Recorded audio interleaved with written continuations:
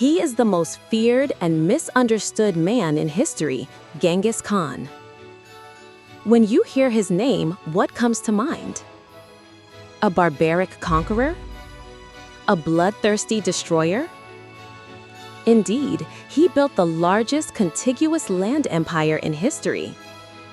In the process, it's said that tens of millions of lives, some estimates say as high as 40 million, were lost. This accounted for over 10% of the entire world's population at the time. But what if that god of destruction image is only one side of his story? From a slave to the king of the world. Today, we're going to dig deep into the surprising and slightly wild truths about Genghis Khan that you probably didn't learn in school. When you discover who he really was, your view of history might be turned upside down. His real name was Temujin. The man who would later shake the world began his life at the very bottom, in the depths of despair. He was born the son of a minor Mongol chieftain, but when he was just 9 years old, his father was poisoned by a rival tribe. The moment their leader was gone, his father's followers turned their backs, abandoning Temujin's family and fleeing. In the harsh world of the Mongolian steppe, a woman and her young children were nothing but a burden. Cast out onto the plains with his mother and young siblings, Temujin fought desperately to survive. He ate rats, fish, and wild roots to stave off hunger. One story even tells of how he shot and killed his own half-brother in a dispute over a piece of food. This was his first kill. Eventually, he was captured by the same tribe that had betrayed his father. He was forced into slavery, a heavy wooden yoke locked around his neck. Humiliating days turned into weeks. But one stormy night, he saw his chance. He knocked out a guard, and still wearing the yoke, he jumped into a freezing river and hid among the reeds to make his escape. This refusal to give up and the cunning to overturn a desperate situation was the very foundation of the man he would become. Now a free man, Temujin married Bertay, his fiancée from an arrangement made by his late father, and finally achieved a semblance of a normal, happy life. But that happiness was quickly shattered. One night, a rival tribe raided their camp. Temujin barely escaped with his life, but his beloved wife Bertay was abducted. He was powerless. This humiliation and rage ignited a fire within him. "I will get Bertay back," he vowed, "and I will never let anyone take anything from me again." He sought help from his father's old ally and his own close friend, a charismatic leader named Jamuka. Jamuka readily agreed to help, and they formed a joint army. Months later, they successfully launched a surprise attack on the enemy camp and rescued Bertay. However, the reunion was bittersweet. Bertay was pregnant with an enemy's child. By the harsh standards of the time, this was a deep dishonor to the clan, and she could have been cast out. But Temujin's response was extraordinary. He accepted her and the child in her womb as his family. This firstborn son was named Jochi, which means guest, but Temujin treated him as his own for his entire life. This immense capacity for forgiveness, this valuing of loyalty over bloodline, became one of the key reasons people were drawn to him. After uniting the warring Mongol tribes and being proclaimed Genghis Khan in 1206, he turned his eyes to world conquest. But the Mongol army was almost always outnumbered. So how did they keep winning? The secret lies in their insanely effective and revolutionary tactics.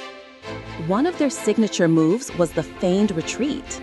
The Mongol cavalry would pretend to flee in disarray, luring the enemy into a reckless chase.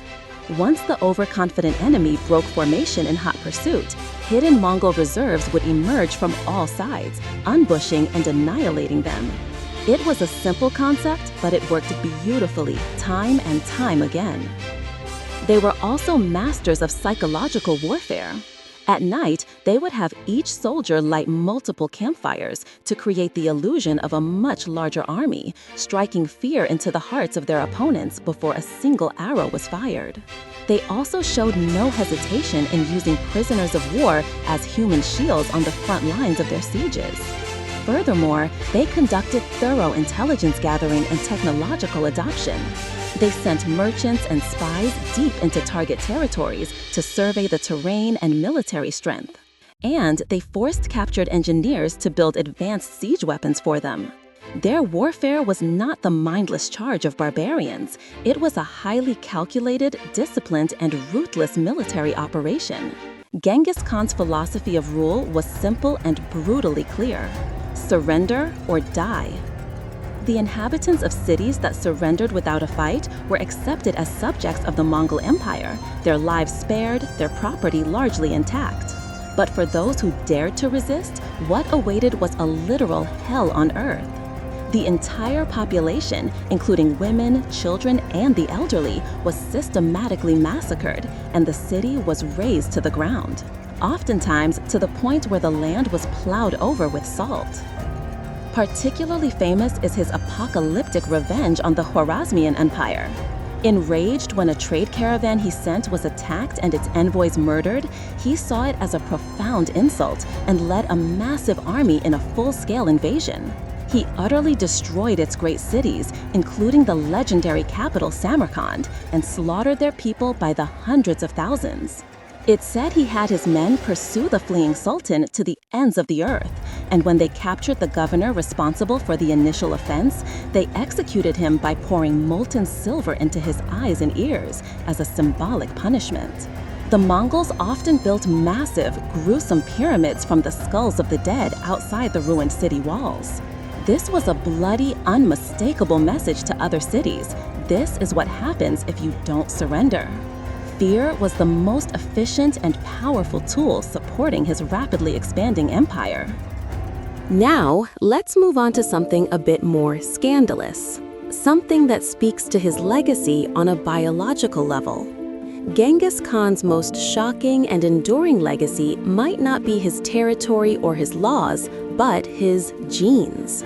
A groundbreaking genetic study in 2003 revealed something astonishing. Today, about 8% of men living in a vast region of Asia, which translates to a staggering 0.5% of the entire world's male population, share a common Y chromosome. That amounts to roughly 16 million people.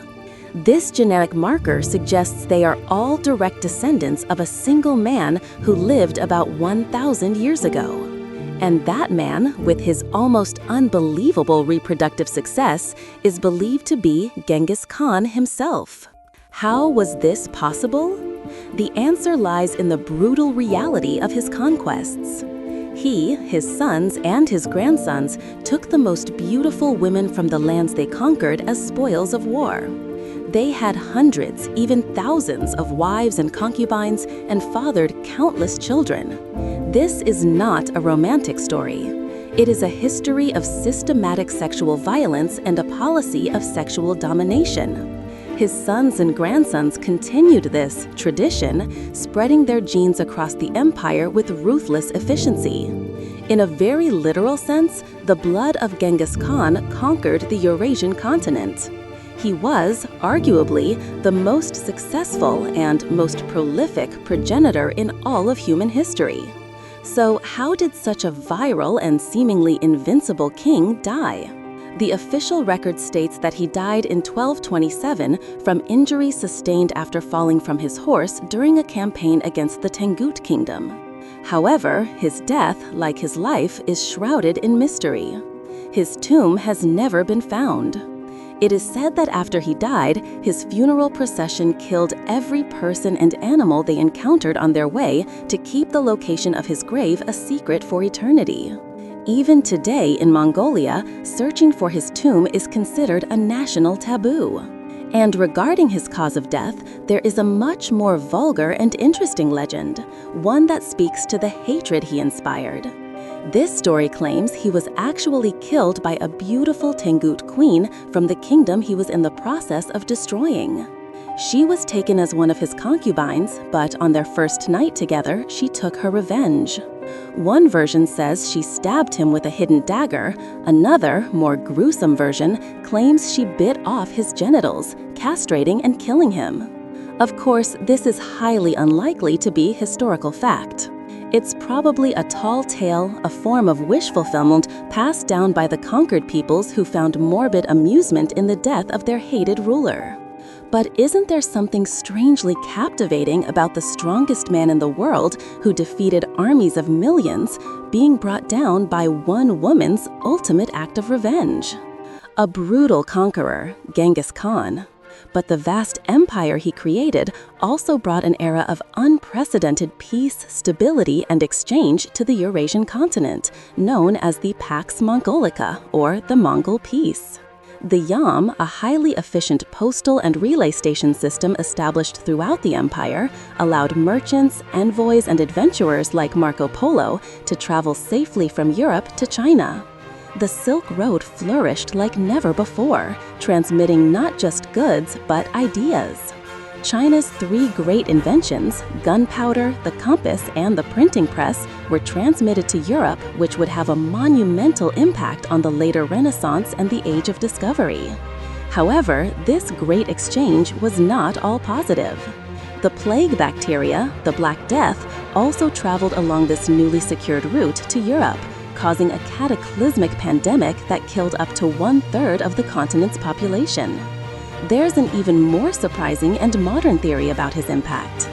Some scientists argue that the massive depopulation from his massacres caused so much farmland to be abandoned and returned to forest that it absorbed an estimated 700 million tons of carbon from the atmosphere, potentially causing a brief period of global cooling. The man who cooled the planet. Light and shadow. That is the immense and complicated legacy Genghis Khan left to the world. From a slave to the king of the world. A brutal destroyer and a great unifier. The most successful progenitor in history and the man who may have changed the global climate. The story of Genghis Khan can never be told in simple terms of good and evil. He was a human embodiment of the raw energy of history itself.